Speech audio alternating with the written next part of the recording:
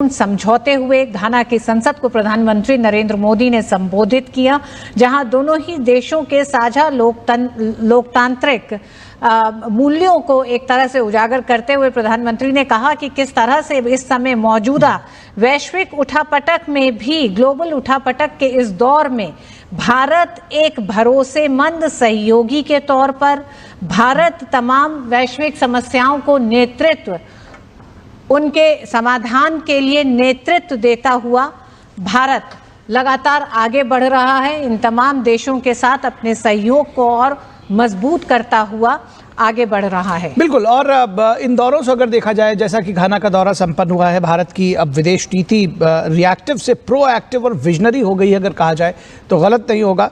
Global south को नेतृत्व देने का जो टोबैगो के लिए अब रवाना हो गए हैं, और इसके बाद जो सारा एक्शन है ऋतु, वो त्रिनिदाद और टोबैगो में, पोर्ट ऑफ स्पेन में दिखाई देगा। तो 5 देशों की यात्रा के लिए जो प्रधानमंत्री का पहला लेग है घाना में, वो संपन्न हुआ है।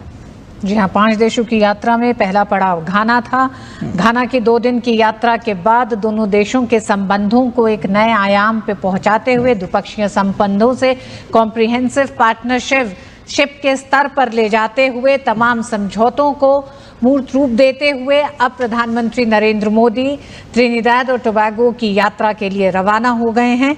या प्रधानमंत्री नरेंद्र मोदी की घाना यात्रा कई मायनों में अहम है, जहां एक तरफ 30 सालों में प्रधानमंत्री नरेंद्र मोदी पहले प्रधानमंत्री हैं जो घाना पहुंचे हैं। साथ ही साथ घाना के बीच जो 4 महत्वपूर्ण समझौते हुए, घाना की संसद को